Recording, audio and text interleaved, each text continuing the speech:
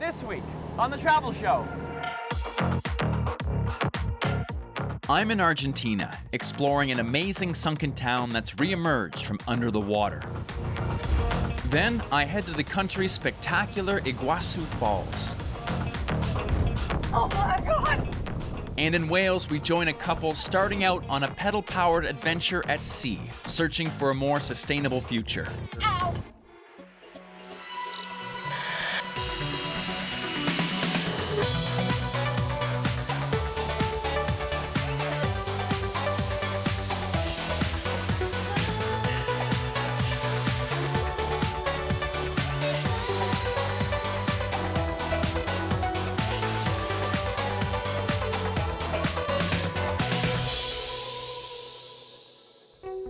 We're kicking off this week in South America, Argentina, to be precise, where early last year I went to explore one of the strangest places I'd ever heard of.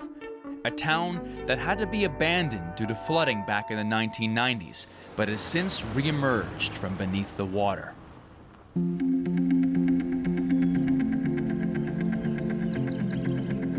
You can find ghost towns all over the world, and there's many different reasons why they could be abandoned. But I've heard Epecuén is special because it's not abandoned, at least not completely.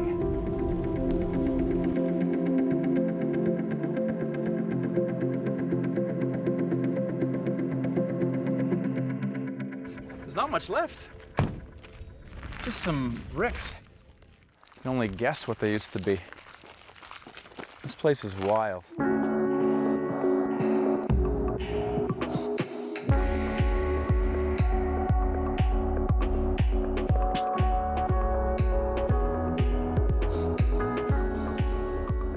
Well, there is a couple tourists here, not just us, but there's more cows than tourists. Epecuén was built in the 1920s and at its peak was home to about 5,000 people. Tourists came from all over Argentina to take a therapeutic dip in its famous thermal baths. Today, they come for very different reasons. Former resident Viviana leads tours around the remains of her hometown, explaining what happened here. Eran todos comercios dedicados para el turismo.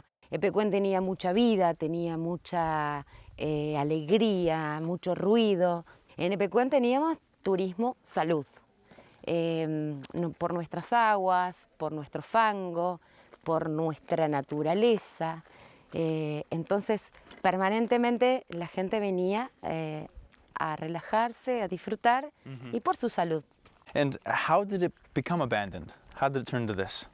Epecuén a partir del año 82 hace un reservorio de agua porque, bueno, como este es un humedal salado, baja y sube de acuerdo a lo que son las lluvias y los fenómenos meteorológicos, ¿no? Pero sin la previsión de que iba a venir la época de lluvias. Entonces empieza a entrar mucha agua y empiezan a rebalsar las lagunas. In 1985, heavy rain and storms sealed Epecuén's fate. A nearby dam ruptured, and within weeks, the town was flooded. For years and years, the water continued to rise. By the early 90s, everything you see here was completely submerged. Then, just over a decade ago, the waters began to subside. And now tourists can walk these streets once again.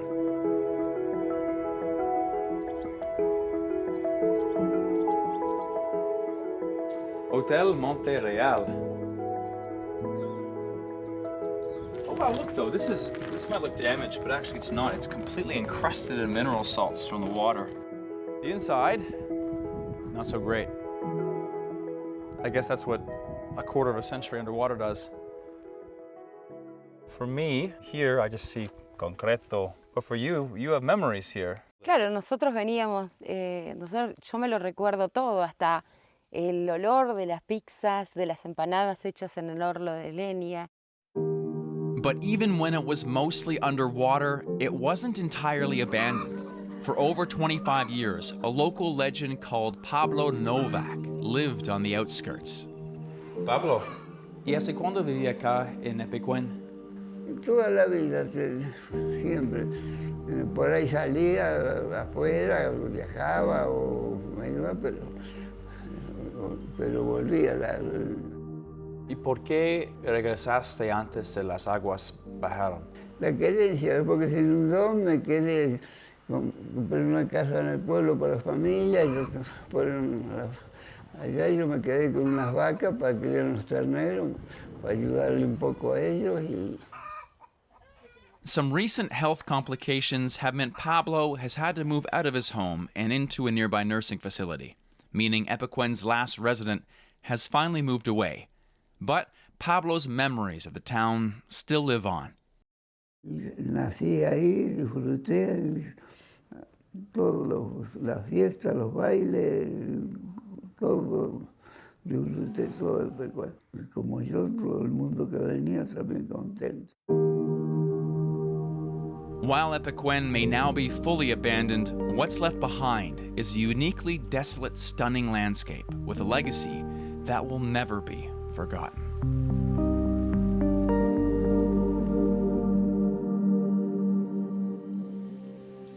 Next, we're off to New Zealand to visit the North Island's largest rainforest.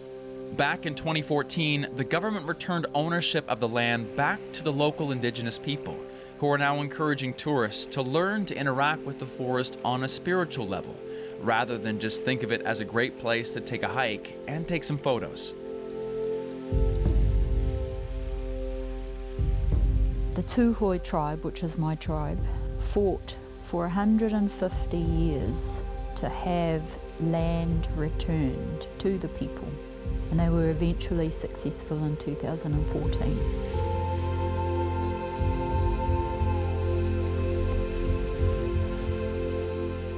What was formerly Te Urewera National Park became Te Urewera, a living entity of its own with all the rights of personhood. And I believe that was the first of its kind in the world.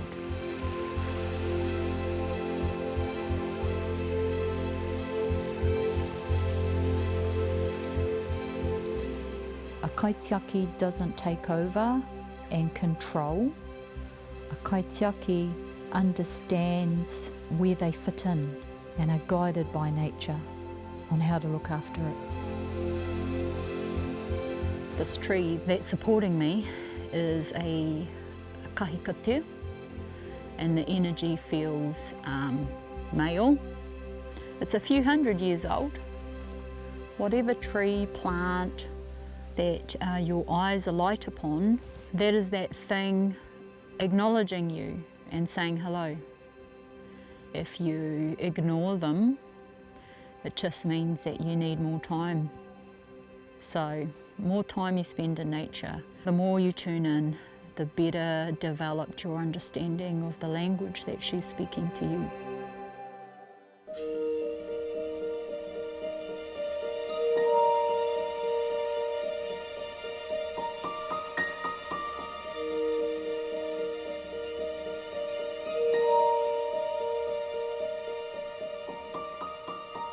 People that I met when it was a national park often didn't know much about the Tūhoe tribe or our indigenous ancestry, children of the mist. The retreat was born out of the desire to have a place where people could stay in nature, enfolded in nature, where they could connect with nature and themselves. You are unplugged from the busyness of life and the distractions actually of life. I want people to realise that you don't need much to enjoy life and to live.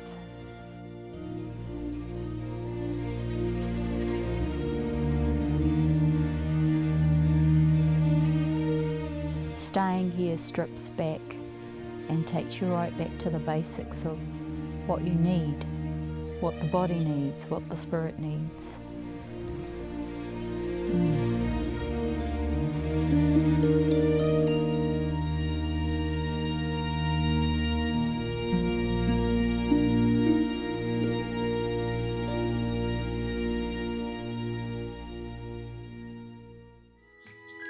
Still to come on The Travel Show.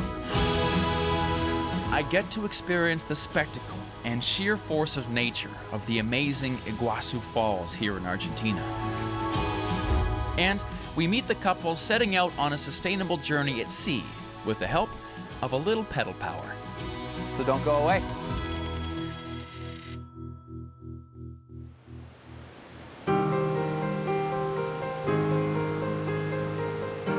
This isn't just one waterfall, it's hundreds. Iguazu is 3 times wider than Niagara, and it's a marvel of nature right on the border between Argentina and Brazil. I've been wanting to see this waterfall my entire life.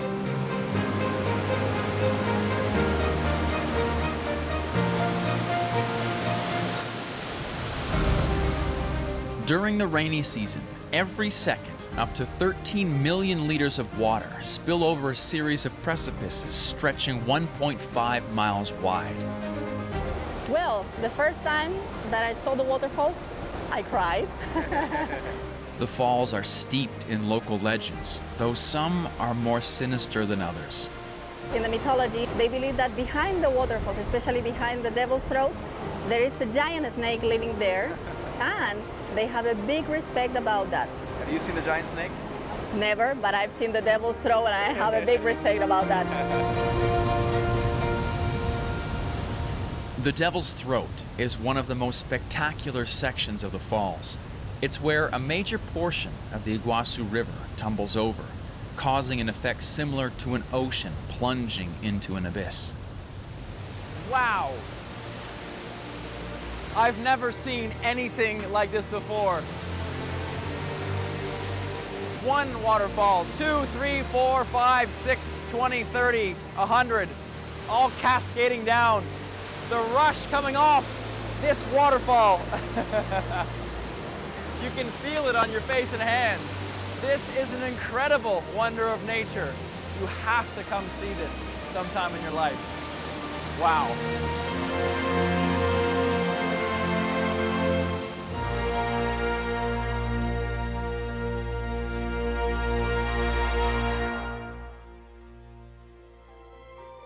Next, we join the husband and wife team, Jason and Tammy, on an incredible zero-carbon adventure around Wales. So far, they've completed almost 400 miles over hills and valleys under their own steam. Now it's time for them to tackle the spectacular and sometimes precarious Welsh coastline in a boat powered just by pedals.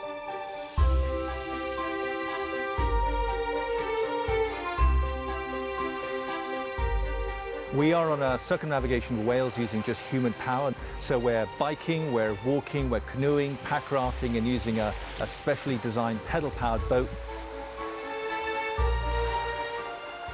Moksha is an 8-meter by 1.5-meter boat made out of wood that was designed and built back in the early 90s to complete the first circumnavigation of the planet by human power, which is what I did started off with a friend. And she's like almost a part of me. She's like part of my soul now. I've spent so much of my life in her. Like I'm ever gonna wear this. I think for me, human power means being able to be more part of a community. And I think one of the most special things about our journey so far is the fact that we're going very slowly. We are meeting some amazing people that we would have never met. Some of the most engaging encounters in terms of people and leading on to sustainability stories, which is what we're interested in exploring here in Wales, have come about because of human power. So we biked from Greenfield Dock up on the Dee Estuary to Hay-on-Wye, then we hiked over the Black Mountains, used pack rafts down the River Monnow to Monmouth, and then we've just biked the last 300 miles from Monmouth to here, Milford Haven. So tomorrow we're going to be pedaling Moksha, our pedal boat, out of the marina here into the channel, essentially around the corner, around the Pembrokeshire headland, and then around to Fishguard, up Cardigan Bay, around by Anglesey, and back to where we started from Greenfield Dock, there on the Dee Estuary.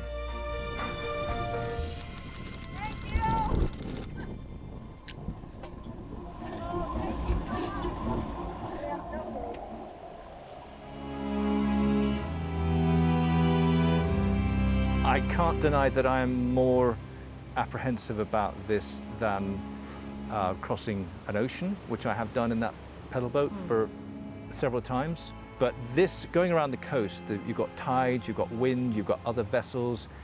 There are so many other variables, and that's what I'm most nervous about. Some pretty rough water coming up there. I'm very nervous because when he gets nervous, it really does freak me out. Oh my God! Oh, ruffles!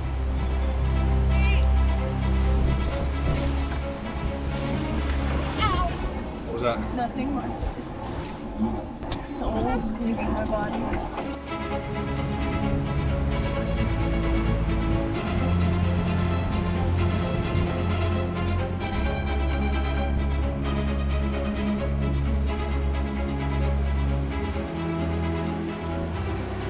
Can you see me?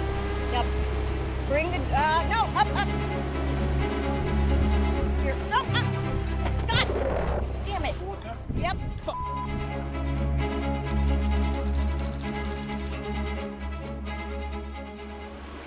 Yeah, I'm just shattered. Absolutely shattered. Completely shattered. Concussion right here. Concussion right here. Very tough. He's kissing on me. Bye. Yeah, it was an eye kiss.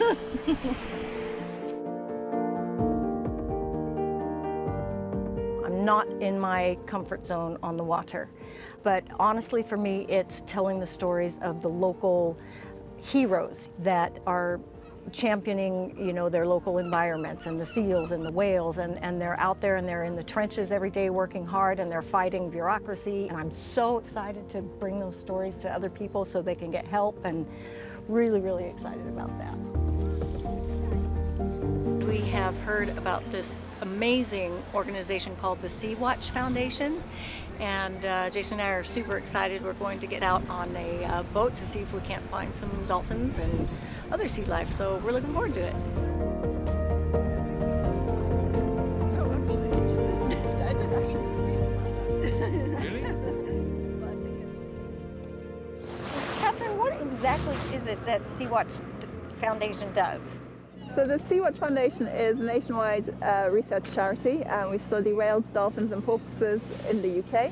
Our flagship project is the Cardigan Bay Monitoring Project, which is the project that I lead, and we study the semi-resident population of bottlenose dolphins that we get around here, and we look at how they use their habitat and how many animals there are year after year. So today we're not actually on a surveying boat, we're on a tourism boat. Yeah. So can you explain, is that a problem for the dolphins? Well, it's a difficult situation. When we look at northern Cardigan Bay, where there's actually a lot less tourist boats, we have seen an impact of disturbance, and that's mainly from recreational boat traffic. And we've seen an effect in the social structure of the dolphins there. So down here we have much smaller pods with longer lasting bonds, whereas up north the animals are often in bigger groups, but they have less long lasting bonds between each other.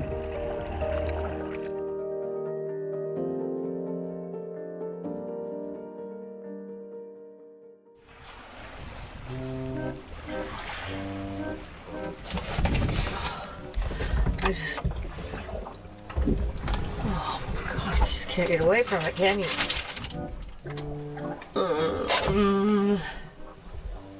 Can we park on the flat part of the ocean from now on?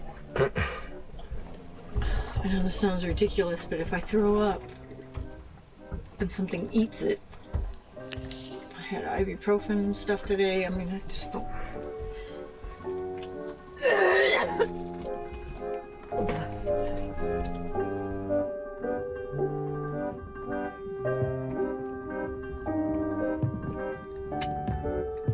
I'm so sick.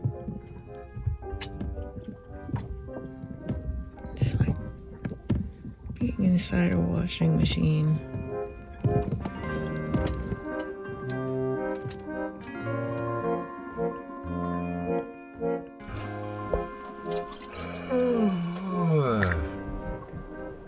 Okay. So how was your night? It's okay. Tires are rolling. Well, as soon as we get underway, the rolling it'll be not this continual rolling. It's good for making progress. Brilliant. We need to do that. Honestly, we make a good team. And it's funny because we fight about little things that, you know, I think we can't even remember what we fought about. Whoa! Ow! God! Ow! Yeah, we do fight, but weirdly enough, when we're out at sea or if we're on this expedition together, If we think we're gonna die, we're fine. Why can't one thing be easy? Just one. I suppose when the chips are down and when things are kind of going really badly, that's when we come together and we work really well together. Thank you. You're welcome. Tammy's Cafe at Sea.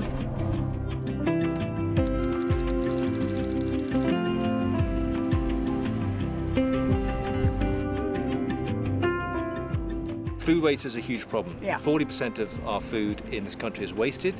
So we're going to go and find out how this local group is preventing food from going to landfill. So they pick up food from restaurants, from people's houses, and a lot of it's not gone off, it's just gone past the best before date. So then they make delicious food, and we are tired of eating brown food on this boat. So this is going to be great, yeah, eating potato. some food other than our own cooking. Hey guys.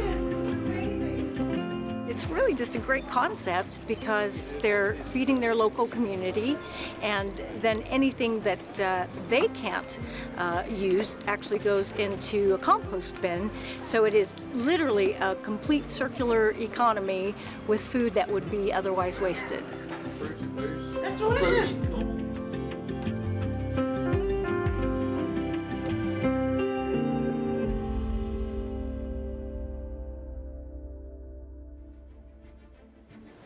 Well, that's all for this week. But coming up next week.